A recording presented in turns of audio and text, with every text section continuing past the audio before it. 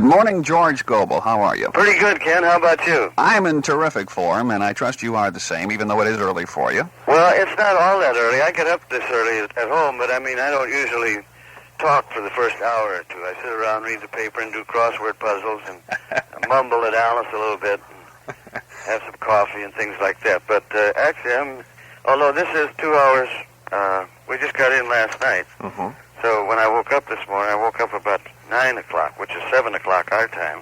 Mm-hmm. And that just seemed a little too early, so I turned over and was able to go back to sleep and slept till about 10:15. You keep pretty human hours, though, even though you do nightclub work. I try to. I really keep civilian hours when I'm at home, because we go to bed kind of early. I usually wait for about the 10 o'clock news and then call it off, and I'm up early in the morning. But like I say, I'm a slow starter.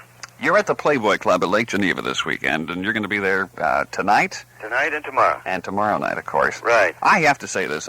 Out of all the comedians that I've ever enjoyed, I got to rank you right up there. I think George Gobel is one of the funniest guys, naturally funny guys, I've ever seen on television. Well, that's a real nice compliment. I appreciate that very much, because when you say right up there, that's a pretty fast league. There's some pretty funny guys around nowadays, boy. There are, but one of the funniest routines I think I've ever seen, and it really wasn't a routine, it just happened on The Tonight Show one night. You were on with Dean Martin and Bob Hope, and that has to be one of the funniest Tonight Shows ever done.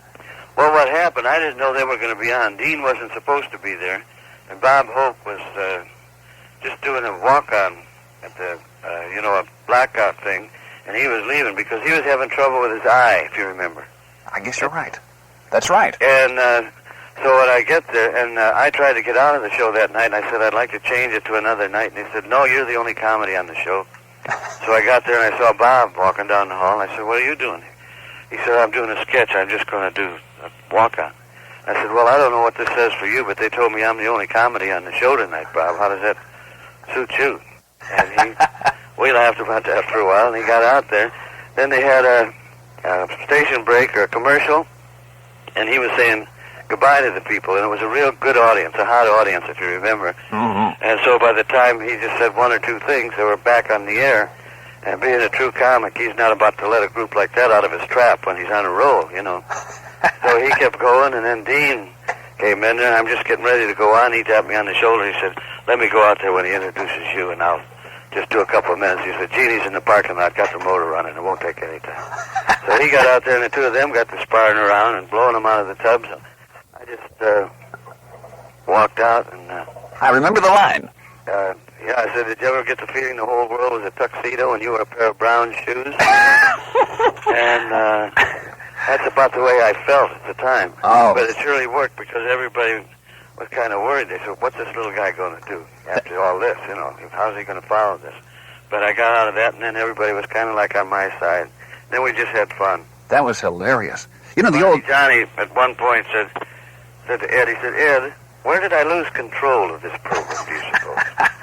So everything worked well, and it takes a guy like Johnny Carson to handle a thing like that. That's right. And really keep it going when it starts to roll. You've been on radio talk shows a lot, and you say at times people tell you more about yourself than you realize you know, right? Oh, yeah, I've done those things where you answer the phone, you know, and I'll be out of town, you know, like in Cleveland, or this one guy was in Florida, and said, I remember you from the time you were a little bitty boy, before you ever started on WLS. I said, is that right? She said, yeah.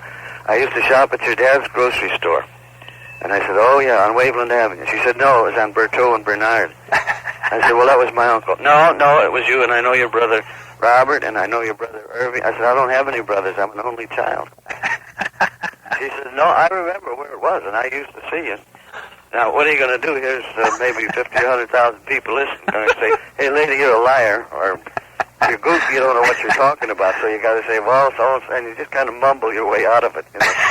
It's kind of awkward, but people are so sure that when you tell them, you know, they think that there's something wrong. They're positive because they told 1,000 people that they knew you. I was very young, but I remember the old George Gobel show, and for some reason, when you say a line, it sticks with me longer than anybody. I remember you used to close your show off, and you said something like, one time, there are so many bones in the human body, if you want an interesting experience, try telling that to your dog. Do you remember? Right, yeah. Well, that was the toughest part of the show for the writers. You know, if they start a routine, it comes along pretty easy. Uh-huh. One thing leads to another.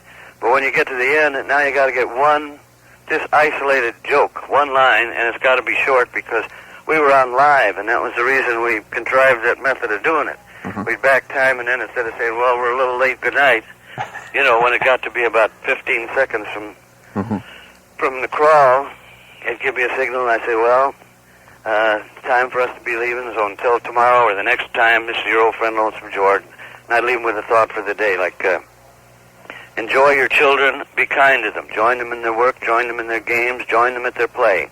And if you can't join them, beat them. Go on, neighbors.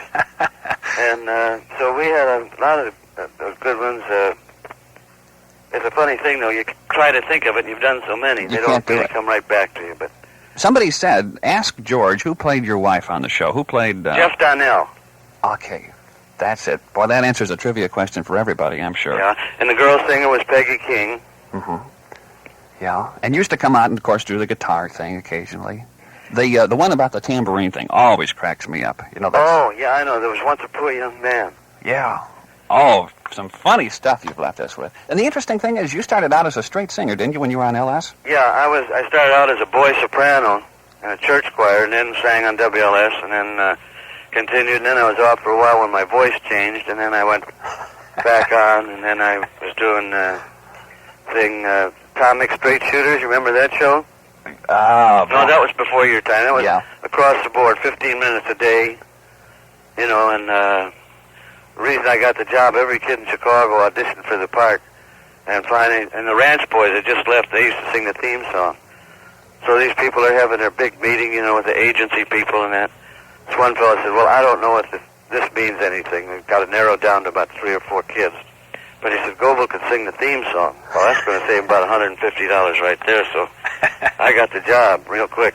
That's terrific. Do you guys ever get back together? I know we talked with Gene Autry not too long ago. Yeah, I talked to Gene not long ago. He belongs to Lakeside, which is a country club that I belong to. Mm-hmm. And I see him there every once in a while. And, of course, that's the first thing we start about is who's where and what happened. Sometimes it's kind of sad because a lot of those people are no longer with us, you know. That's right. But we don't get maudlin about it. We talk about them like they were still around and the funny things they used to do. You know, he just wrote a book, you know. Did you hear about that? That's I read it already. Oh, did you? It's good.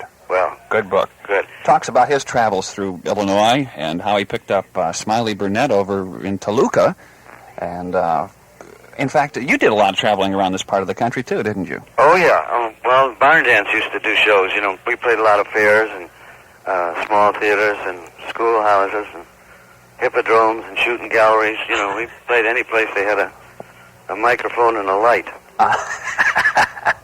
Gene Autry talks about the one time he was in a town, I think it was in Missouri, the PA wasn't working, and the only guy that could repair it ran the telegraph office. So they had to get a guy to spring him because nobody else knew telegraph code except Gene Autry. So Gene Autry wound up doing Morse code for the guy while he fixed the PA. And that's the way he started. He was pretty lonesome. You know, he was one of those telegraphers, and I guess he had the night shift, and sometimes nothing had happened for 3 or 4 hours, and he used to sit with his guitar and make up songs. And that's how it all started, I guess. Yeah, that's right. The moral of the story, if you want to get in show business, learn the Morse code.